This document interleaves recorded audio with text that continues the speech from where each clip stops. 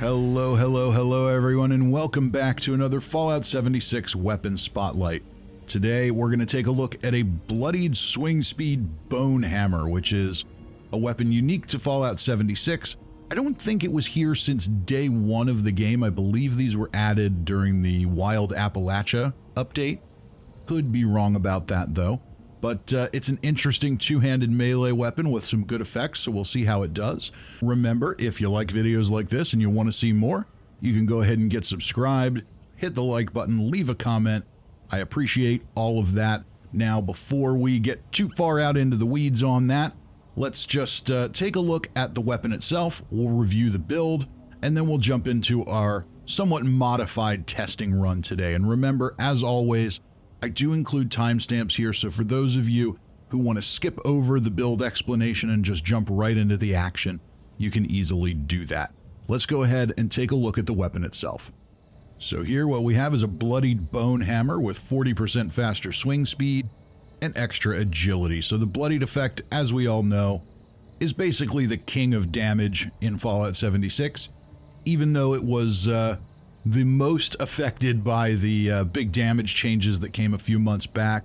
It's still definitely a powerhouse, so we know it's going to do well.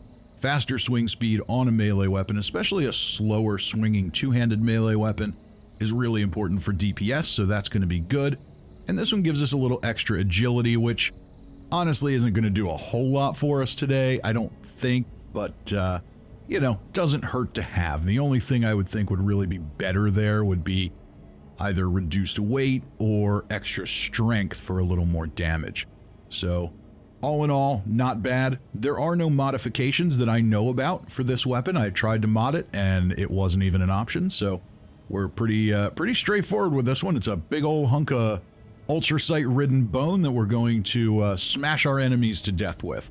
Let's go ahead and take a look at mutations. Now, this build is normally my stealthy, unarmed build, so bear that in mind, but I think it's going to work fine for this weapon. We've got Adrenal Reaction, so we get a little more damage at low health.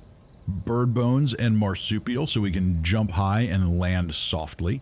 It's also going to increase some carry weight and increase agility, which is important for a build like that. Carnivore is going to give us more benefit out of meat, which is a pretty handy benefit because you can gobble up a bunch of different meat food items that will give you pretty solid increases to your melee damage and strength. Egghead gives us extra intelligence. Healing Factor is going to heal us up between fights. Scaly Skin for a little damage and energy resistance. Speed Demon so we move faster. And then we've got Talons and Twisted Muscles. In this case, Twisted Muscles is going to give us extra melee damage with a chance to cripple. Mutations are pretty straightforward here, so let's go ahead and take a look at legendary perks. Get them started. The first one I've got is Exploding Palm. While unarmed, 10% chance of triggering an explosion on attack hits. So that's not going to help us out at all today.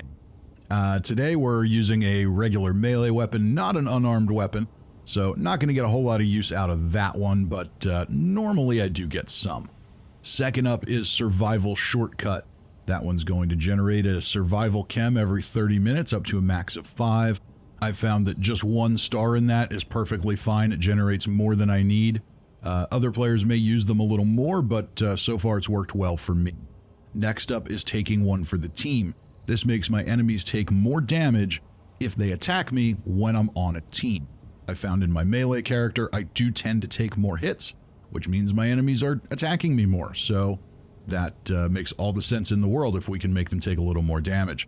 Legendary Charisma, I've got 2 points in, so I can have some more Charisma perks. Sadly, we can't share more perks based on the increased Charisma stat, but at some point we'll change that around, but for now it's fine. Legendary Endurance allows me to take more Endurance perks. Pretty straightforward stuff there. That one is almost maxed out, but I don't really have another one that I'm dying to slot in there, so I think we're pretty okay there. And we wrap things up with Legendary Intelligence, which lets me take more intelligence perks and collect more XP. Let's go ahead and take a look at the special build and regular perk cards. First up, we've of course maxed out strength because this is a melee build. So what I did here, though, normally this is an unarmed build, which only has 1 card with 3 ranks rather than 3 cards with 3 ranks. So what I did here, because this is a 2-handed melee weapon, I took 1 point of Slugger, Master Slugger, and Expert Slugger. That way I can keep Martial Artist, Incisor, Blocker, and Barbarian going. Perhaps I could do that differently, but for now, I think that's going to work for me because I don't usually run a 2-handed melee weapon. We'll get a good look at that as we go. If you know, with the way the return on investment in damage perks works now, it doesn't necessarily make a ton of sense to always invest in all of them. And I think that's the case here, because I think most of the enemies that we don't kill in one shot, we weren't going to kill in one shot, even if we boosted that a little bit. Under Perception, that's the throwaway stat here. Threw in a point of Glow Sight because why not? Endurance, we've got Fireproof to reduce explosive damage. Radical for more strength when my rads are high, which they will be with a bloodied build. Revenant, so that if I get revived in a fight, I do extra damage. Not going to be a factor today, but that's okay. Under Charisma, we've got 2 in Inspirational for extra XP, 1 in Strange in Numbers, and 3 in Tenderizer, so that our enemies take more damage after we attack them. Intelligence, not a whole lot in Intelligence. We've got 3 in Nerd Rage for more AP refresh, some more damage resistance, and a little extra damage at low health. And then I've got 2 in Makeshift Warrior and 1 in Scrapper, just so that my weapons last a little bit longer and I collect a few more materials when I scrap things. There aren't really any other intelligence perks that I feel a desperate need to have for this character, but boosting intelligence with a legendary perk still gives you more XP, so that's a good thing. Agility we've got maxed out. I'm usually very sneaky with this character. So Action Girl is maxed out, Sneak is maxed out, Escape Artist and Adrenaline are there, and of course Ninja is maxed out so we can get more sneak attack damage. Adrenaline being maxed out, I find works well for me, boosts up damage as we take on big mobs, and in my experience I've seen that that's really helpful, so I'm keeping that maxed out all the way. Under Luck, we've got 14 points, 3 for Bloody Mess, so we do a little more damage, 3 for Serendipity, so we avoid damage at low health, 3 for Ricochet, which is going to bounce ranged attacks back on our enemies, 2 and 3 respectively for Starch Genes and Class Freak, which is going to let us keep our mutations and reduce their negative effects. Pretty straightforward stuff. Let's go ahead and jump over to the Whitespring and get into some action. Making our way inside, we'll drop into stealth. Okay, a little bit of lag there, but not the end of the world. Oh no, we killed him before he became legendary. So not only no legendary loot, no loot on him either. That's interesting, but, you know, he was able to give me radworms, so, you know, at least Santa did come this year a little bit. Alright, and you've got some loot. Seems like I got here, maybe rushed in just a little too quick for the servers or my connection to handle. I can live with that. Grab some caps. So far this is pretty straightforward. Not really doing anything special, no power attacks, I'm just hitting these guys and they're going down. We kind of expected that with this weapon. I did not expect this to be a low-powered weapon. So far, so good. Easy enough. And we're in danger, and I'm not exactly sure why. Going with a melee weapon, you do have to get closer to your enemies, which can put you in danger, but once they're dead, that should generally go away. So there are some melee weapons that are weird, that hold on to sounds that they make, depending on what the model is. I don't know if this is just modeled on the Super Sledge, which does make noise. So that's always a possibility, which is kind of disappointing, but we'll live with it. We'll get what we can out of here. Moving on into the next room. So the upside is some of our enemies from downstairs already came to see us upstairs, and we were able to dispatch them just fine. So a weapon like this, so even one hits the legendary ghouls that often take a couple hits to take down. So I can't complain here. Easy enough. Let's try and get out of danger. And we've got, oh good, Nocturnal Knuckles. Nocturnal Knuckles. Now I've won Fallout 76. No need to keep playing, everyone. No need to keep making these silly videos. I have won Fallout 76. I have received Nocturnal Knuckles with limb damage. This is all the hopes and dreams that anyone can have for Fallout 76. So, you know, that's going to be all for me. We're just going to wrap it up. No, I'm kidding, of course. Okay, let's move on downstairs here. Just top up a couple of things. Yeah, I'm going to get rid of some of that radiation. What else do we here? Okay, so far we're in Nerd Rage. I think we're going to be okay here. Wanted to make sure I take away some rads, but not enough to lose Nerd Rage status. And our friends from the Pro Shop must have come upstairs to see us. That was nice of them. Saved me a trip, but I had to make the trip anyway. We'll head around the corner here. See if anybody's in the lounge and in the locker room. Oh, here's our glowing one. Okay, and we've lost our sneak, so... yeah, he takes quite a bit to take down. They're a lot tougher now than they used to be, aren't they?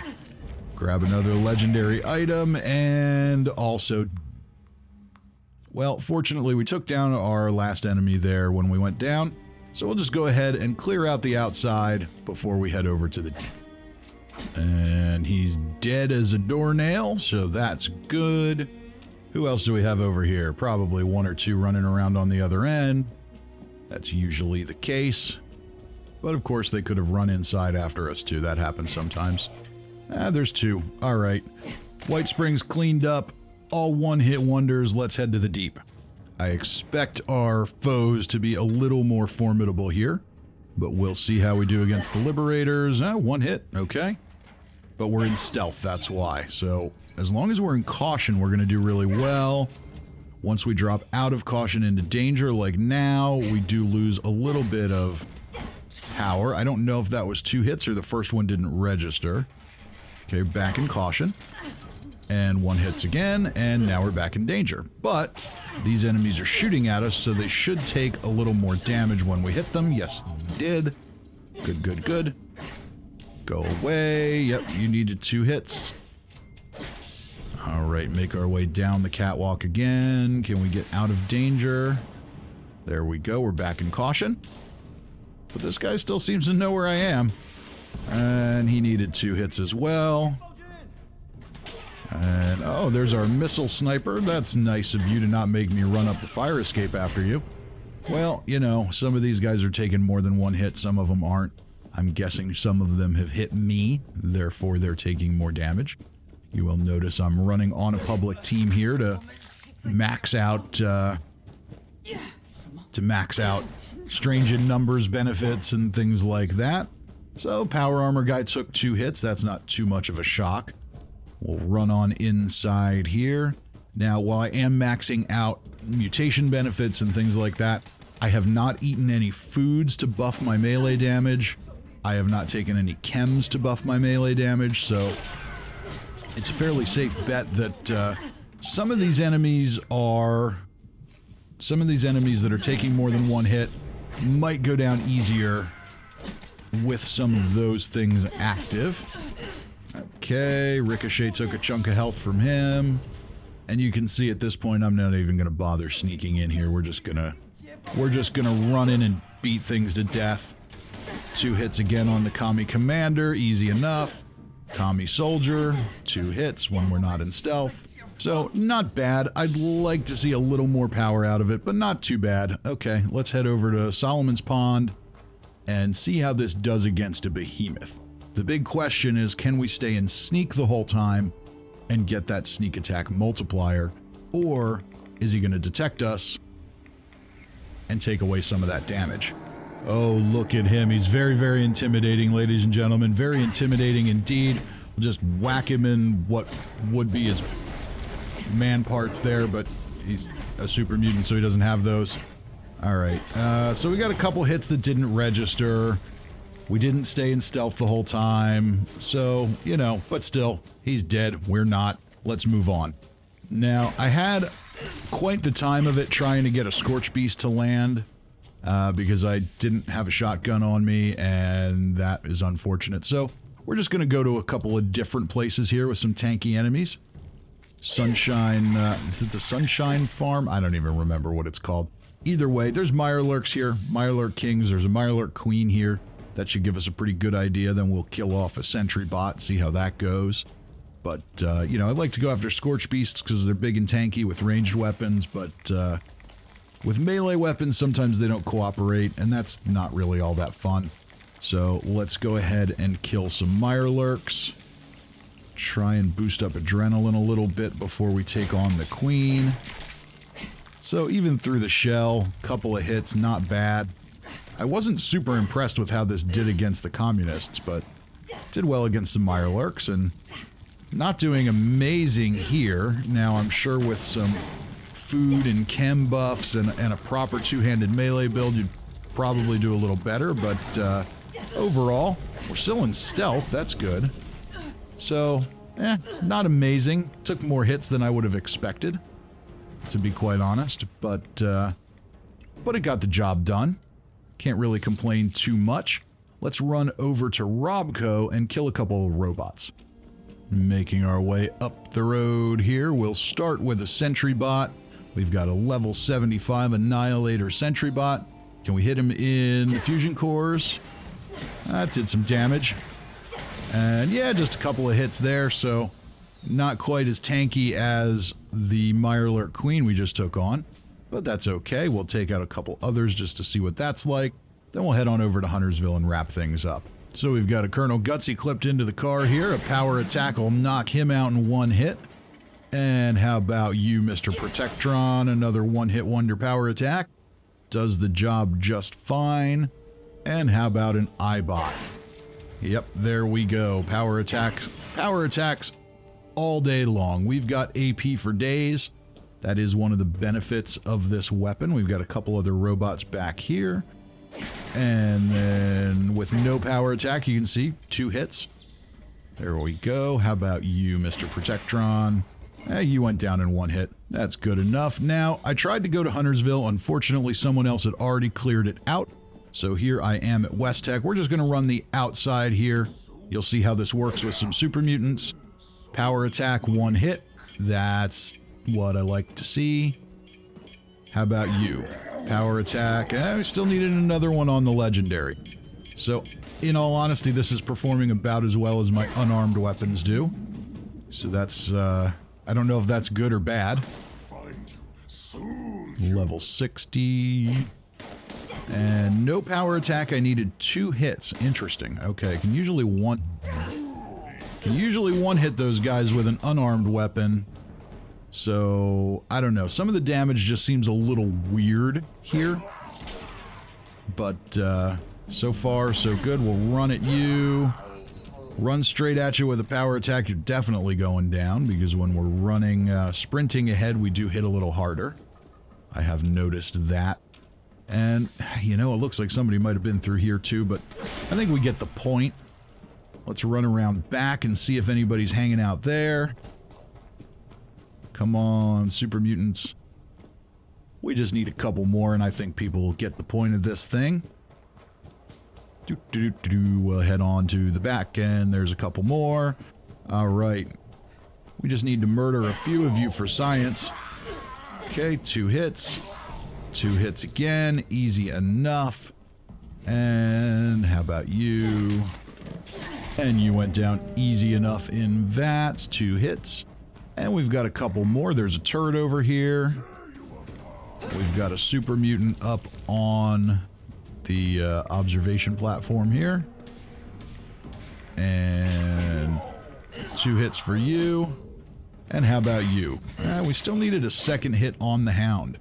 Alright, let's talk conclusions. So, what are my thoughts on this weapon? Well, I guess you could say, well, while I didn't have all the perk cards maxed out for this, I still expected it to hit noticeably harder than the unarmed weapons I usually run with. I've been running all over the map with an Executioner's Gauntlet, and in all honesty, it does just about as well as this weapon did when my health is low. The things that went down in 1 hit with this, go down in 1 hit with that. And isn't that the point of a hard-hitting melee weapon?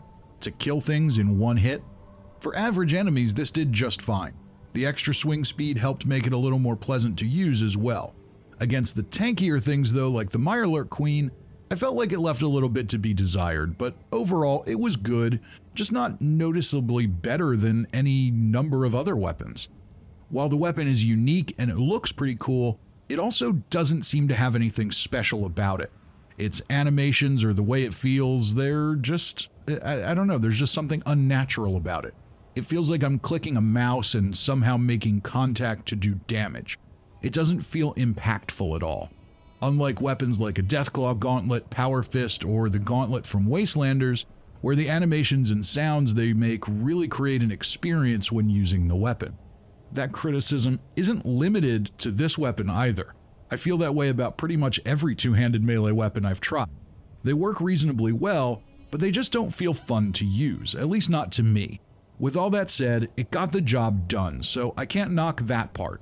Personally though, I won't be switching to it on a regular basis.